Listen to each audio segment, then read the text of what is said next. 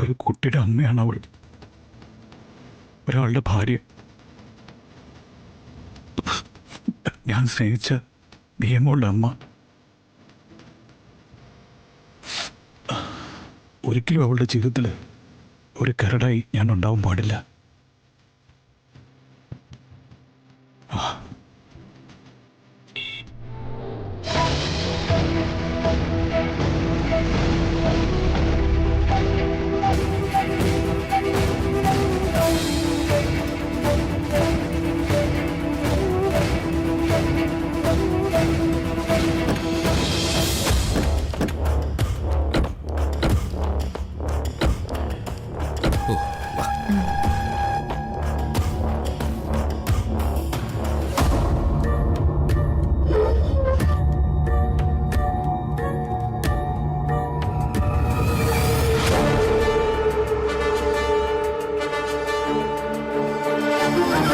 കൊള്ളാം. നീ ഇവിടെ വന്നിരിക്കുകയാണോ? അത്യാവശ്യമായിട്ട് ഇവിടെ പോയതാണെന്നാ ഞാൻ കരുതിയത്. വിവാഹ ചടങ്ങുകളുടെ മുഖ്യ സംഘാടകനായി നിന്ന ആള് സദ്യ പോലും കഴിക്കാതെ പെട്ടെന്ന് അവിടുന്ന് മുങ്ങിയതല്ലേ? അപ്പോ ഏട്ടൻ ഇങ്ങനെ സംശയിക്കുന്നതില് തെറ്റു പറയാനാവില്ലല്ലോ. എന്തു പറ്റി പെട്ടെന്നൊരു സ്ഥലം വിടല്?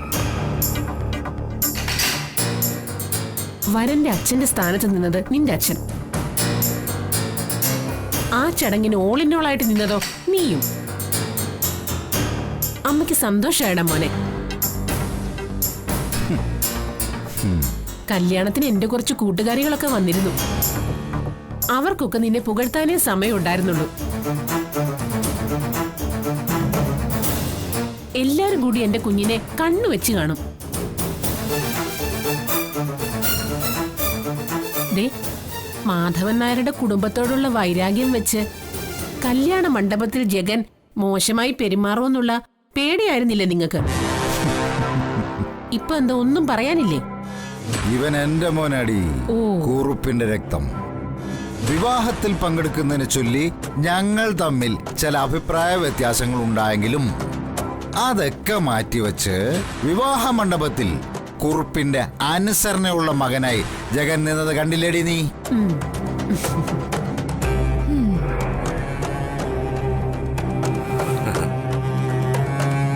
എന്റെ മകനെ ഓർത്ത് അഭിമാനം തോന്നി എനിക്ക്.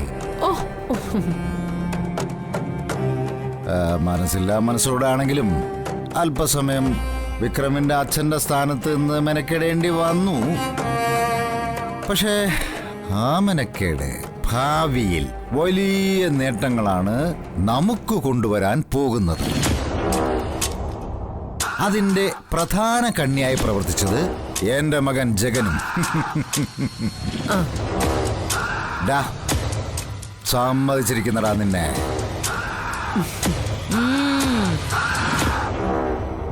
എന്താ അമ്മയ്ക്ക് അഭിപ്രായമൊന്നുമില്ലേ? കരുണാകരൻ പറഞ്ഞതൊക്കെ ശരി തന്നെയാ. പക്ഷേ വെളുക്കുവോളം വെള്ളം കോരിയിട്ട് കൂടം വിട്ട് ഉടച്ച ഏർപ്പാടാ ഇവൻ ചെയ്തത്. കൂടോ? ആരുടെ കൂടം? എനിക്കൊന്നും മനസ്സിലായില്ല.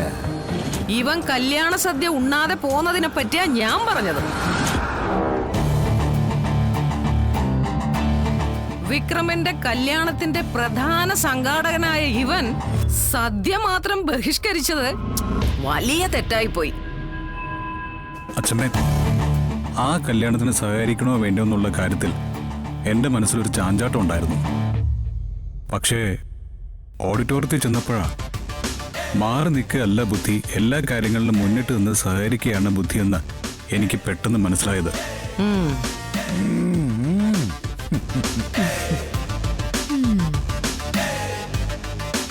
അതുകൊണ്ടാണ് ആത്മാർത്ഥതയുള്ളൊരു ദേഹണ്ണക്കാരന്റെ വേഷം ഞാൻ കെട്ടിയത്. മനസ്സിലായോ? അതാണ് സമയവും സന്ദർഭവും നോക്കി പ്രവർത്തിക്കുകയാണ് ഒരു രാഷ്ട്രീയക്കാരന്റെ മിടുക്ക്. അല്ലാതെ ഹലോ 5 തരം പായസം കൂട്ടി ഞണ്ടുന്നതിലല്ല ഓരോരുത്തരുടെയും മിടുക്ക്. മനസ്സിലായോ? കഷ്ടം. എന്റെ അച്ഛമ്മേ, വയസ്സും പ്രായമൊക്കെ കൂടി ഓർമ്മശക്തിയും ക്ഷയിച്ചു. ഇനി ഒന്നിലും ഇടപെടാതെ അടങ്ങി ഒതുങ്ങി കഴിയണമെന്നാ അച്ഛൻ ഈ പറഞ്ഞിട്ട് പോയത്. അങ്ങനെ ഓരോരോ അടവുകൾ ഇറക്കിയിട്ട് ഭവാനിയെ ഒതുക്കാൻ നോക്കണ്ട. അങ്ങനെ അടുത്ത കാലത്തൊന്നും ഭവാനി ഒതുങ്ങാനും പോകുന്നില്ല. നിഷേധികള്.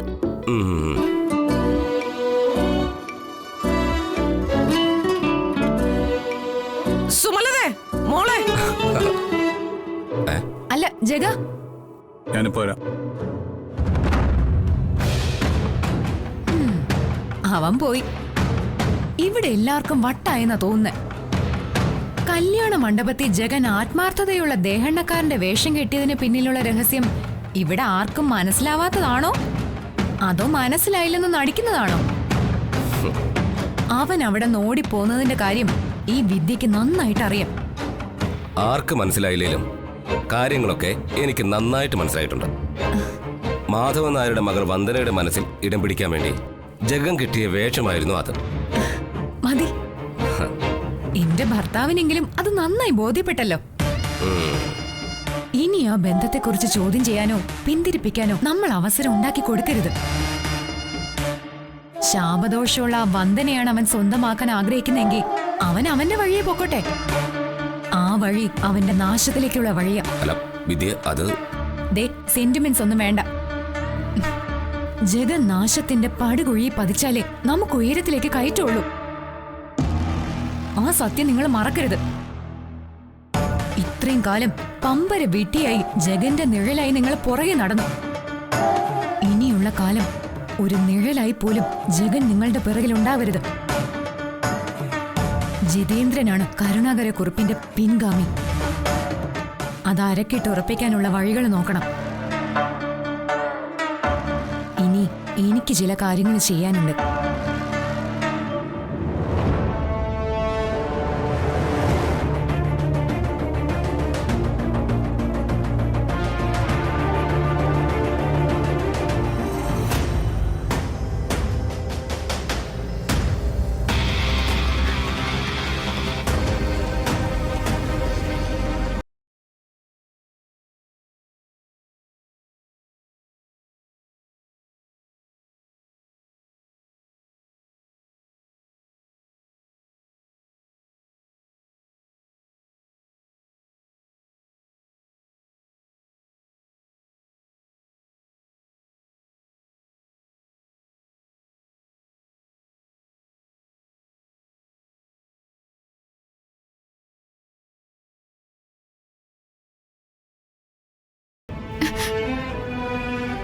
വന്ദനമ്മേ, വർഷാന്റെ ഇപ്പൊ വിക്കടങ്കറിന്റെ വീട്ടിൽ എത്തിക്കാണോ? അവരിപ്പൊ എത്തിക്കാണോ? ഇനി വർഷാന്റെ എന്നാ വന്ദനമ്മേ വരിക? പറ.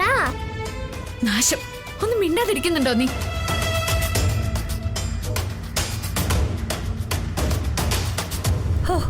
ഇത്രയും ടേസ്റ്റ് ഉള്ളൊരു സദ്യ ഞാൻ ഇതുവരെ കഴിച്ചിട്ടില്ല. ഷോ, അട, കടല, പ്രഥമൻ, പാൽപ്പായസം, ഗോതമ്പ് പായസം, അങ്ങനെ 5 കൂട്ടം പായസം അല്ലായിരുന്നോ? പിന്നെ തൊടുകറികളുടെ എണ്ണം മൊത്തം ഞാൻ എണ്ണി നോക്കി. അവിടെ 25 കൂട്ടം തൊടുകറി ഉണ്ടായിരുന്നു. ഇത്രയും പൊടി പൊടിപ്പൻ സദ്യ ലോകത്തൊരിടത്തും ഉണ്ടായിട്ടില്ല. ഇത് കേട്ടാ തോന്നും ചേച്ചി ലോകം മുഴുവൻ നടന്ന് സദ്യ ഉണ്ടിട്ടുണ്ടാവുമെന്ന്. ചേച്ചി, സദ്യ എങ്കിൽ സദ്യ എന്റെ ചേട്ടൻ ജിതേന്ദ്രന്റെ വിവാഹത്തിനായിരുന്നു. ആ സദ്യ കഴിഞ്ഞ വേണമെങ്കിൽ 2ാം സ്ഥാനം കൊടുക്കാം വർഷയുടെ കല്യാണ സദ്യക്ക്. അത്രേ ഉള്ളൂ. നിന്റെ സഹോദരന്റെ കല്യാണത്തിന് ഞങ്ങൾ ആരെയും ക്ഷണിച്ചിട്ടുമില്ല, ഞങ്ങൾ വന്ന് ഉണ്ടിട്ടുമില്ല.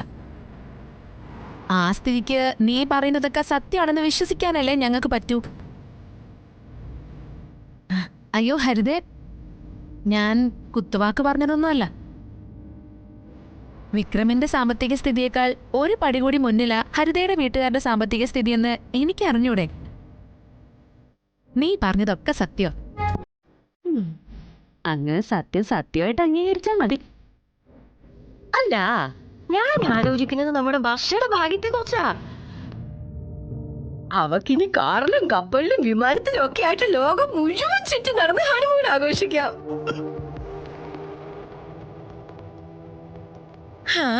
രാജയോഗം ഉള്ളവളാ അവള്. നിങ്ങൾക്കൊന്ന് നിർത്തുന്നുണ്ടോ? കുറെ നേരമായല്ലോ വിക്രമിന്റെ മഹത്വങ്ങൾ വർണ്ണിക്കാൻ തുടങ്ങിയിട്ട്. മനുഷ്യനെ തല പെരുക്കുന്നു. അല്ല, വന്ദനയ്ക്കിത് എന്തു പറ്റി?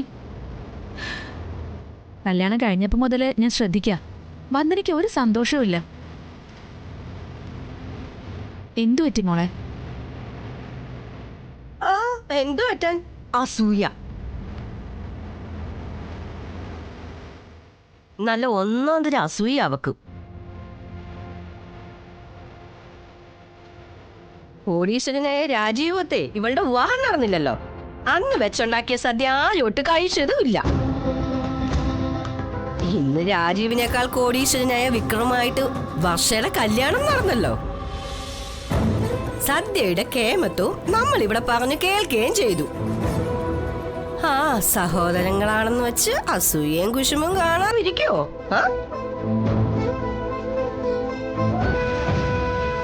ദൈവത്തിന് നിരക്കാത്തത് പറയരുത്.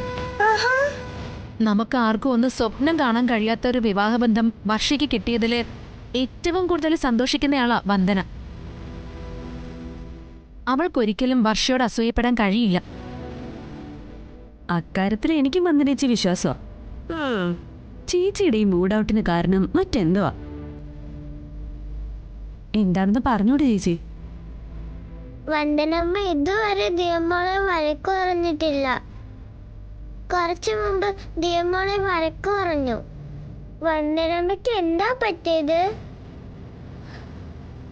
ഓ, അസൂയാണെന്ന് ഞാൻ പറഞ്ഞത് തെറ്റാണെങ്കിൽ ശരിയായ കാര്യം അവളുടെ നാവ് കൊണ്ട് അവള് തന്നെ പറയട്ടെ. പറയടി. എനിക്കൊന്നും പറയാനില്ല. ദയവ് ചെയ്തെന്ന് വെറുതെ വിട്. ഓ,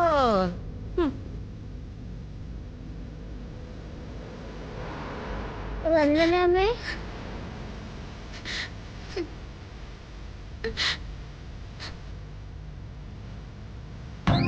അസൂയ അല്ലാതെന്താ? ഈശ്വരാ, ഇതുപോലൊരു കോടീശ്വരനെ കിട്ടാനുള്ള യോഗം എനിക്കില്ലാതായി പോയി. കിട്ടിയതോ ഒരു ദരിദ്രവാസിയെ.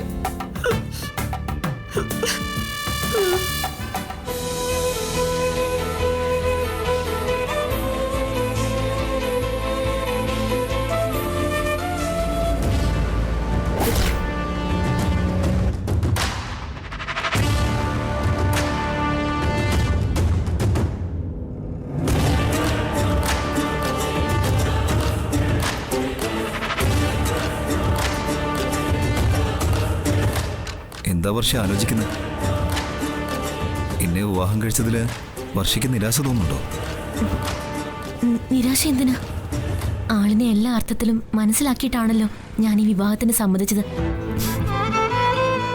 അതുകൊണ്ട് നമുക്കിടയിൽ ഇങ്ങനൊരു ചോദ്യം തന്നെ തെറ്റാണ്. എന്നിട്ടെന്താ കണ്ണിലൊരു കലക്കം? അത് വിവാഹം കഴിഞ്ഞ് ഭർത്താവിന്റെ വീട്ടിലേക്ക് പോകുന്ന ഏതൊരു പെണ്ണിന്റെ കണ്ണിലും നനവുണ്ടാവും. ഇത്രയും കാലം ഒരുമിച്ച് ജീവിച്ച സ്വന്തം അച്ഛനമ്മമാരെയും സഹോദരങ്ങളെയും വീടും ഒക്കെ നഷ്ടപ്പെട്ടു വന്നതിന്റെ സങ്കടം ഒരു പെണ്ണിനും പറഞ്ഞറിയിക്കാൻ പറ്റില്ലത്.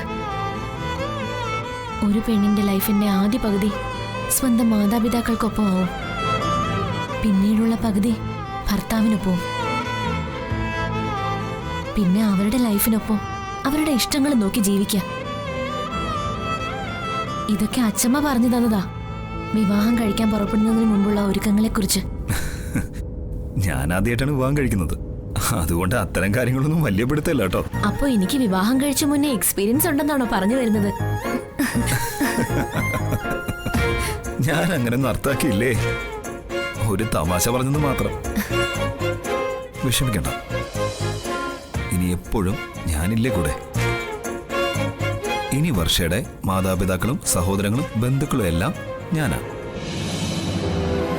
എന്റെ ലോകം വർഷയുടെ ലോക. അങ്ങനെ ചിന്തിക്കുമ്പോഴും പെണ്ണിന്റെ കണ്ണു നനയും അല്ലേ? പക്ഷെ അത് സങ്കട കണ്ണീരല്ല, സന്തോഷ കണ്ണീരായിരിക്കുമെന്ന് മാത്രം. എന്താ ശരിയല്ലേ? അച്ഛനമ്മമാരെ കാണണമെന്ന് ആഗ്രഹിക്കുമ്പോഴെല്ലാം അതിനെല്ലാം അനുവദിക്കുമെന്ന് സമ്മതിച്ചിട്ടുണ്ടല്ലോ. അത് മാത്രം മതി ഈ സങ്കടങ്ങളെല്ലാം മറക്കാൻ.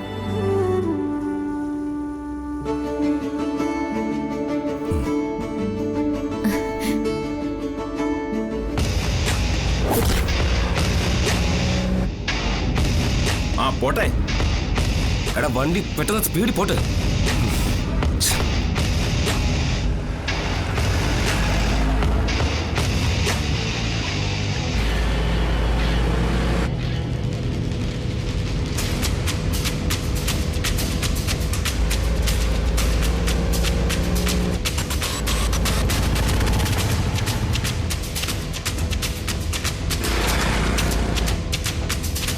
കുറച്ചു നേരായിട്ടൊരു വണ്ടി നമ്മുടെ കാറിനെ ഫോളോ ചെയ്യുന്നുണ്ടല്ലോ.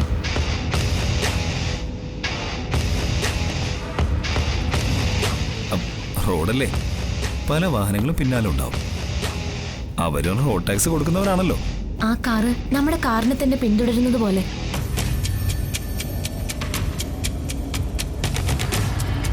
നമ്മുടെ കല്യാണ മണ്ഡപത്തിൽ നിന്ന് യാത്ര പറഞ്ഞിറങ്ങിയപ്പോ മുതൽ ഈ കാറ് നമ്മുടെ പിറകെയുണ്ട്. ഓഹോ, അങ്ങനെയാണോ?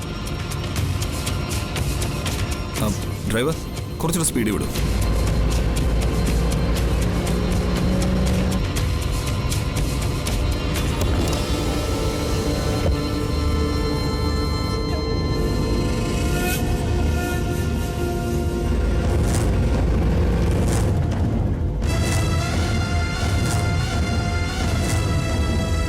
പോട്ട് പോട്ട് സ്പീഡിൽ പോ.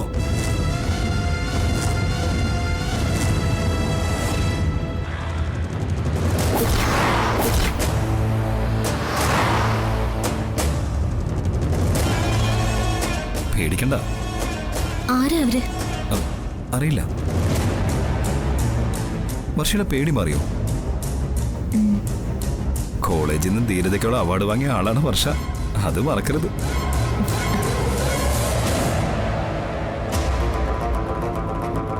ധീരതയ്ക്കുള്ള അവാർഡ് നേടിയതിലൂടെ എന്റെ കോടികളാ നീ തുറച്ചത്.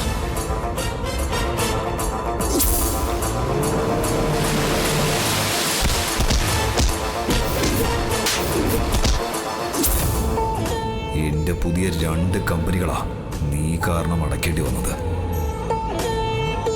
നിന്നെ വച്ച് പലിശ സഹിതം ഞാൻ തിരികെ പിടിക്കും. നിന്റെ ജീവിതം ഓടിയെത്തുന്നത് നരകത്തിലേക്കാ. ഒരിക്കലും രക്ഷപ്പെടാനാകാത്ത നരകത്തിലേക്ക്. എന്താ ആലോചിക്കുന്നേ? ഒന്നുമില്ല. ഇനിയുള്ള വർഷയുടെ ലൈഫ് എങ്ങനെയാണെന്ന് ചിന്തിച്ചതാ. ഞാൻ ഹാപ്പിയാ. ഞാനും.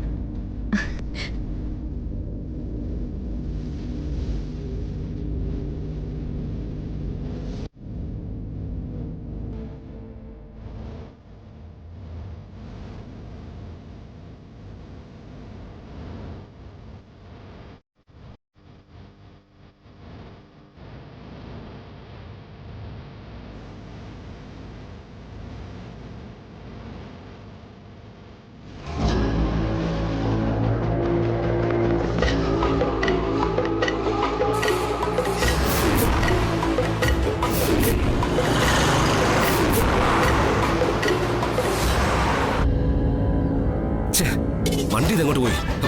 എന്നോടാണോ ചോദിക്കുന്നത്? മിസ്സായി തോന്നുന്നു ആ വണ്ടി.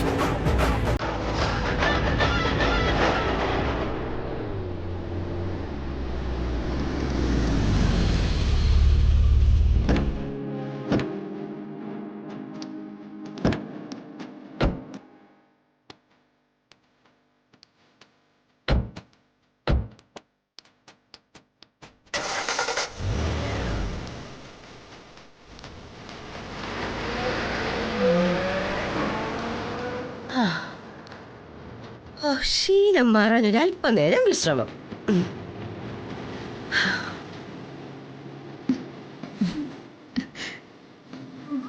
എനിക്കിപ്പോ സന്തോഷമായി.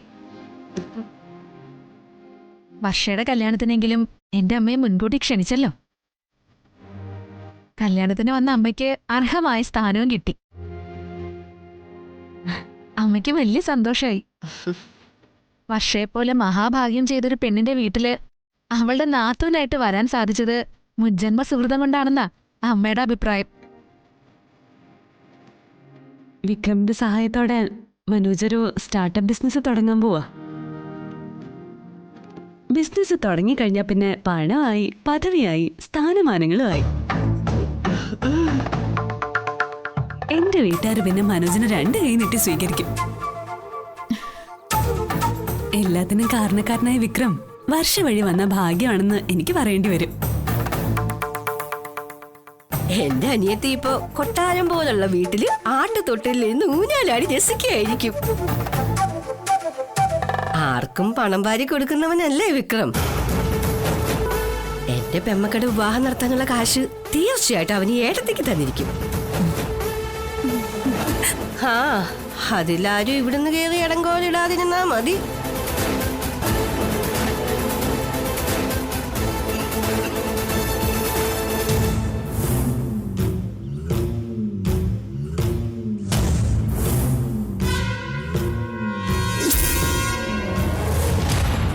ഷർഖാൻ ബോസ്, അലർച്ചയോ ഒച്ചയൊന്നും വേണ്ട. ഞാനൊരു നല്ല കാര്യത്തിന് ഇറങ്ങുക. നല്ല കാര്യത്തിന് ഇറങ്ങുമ്പോ ഒരു കുരുതി നല്ലതാ.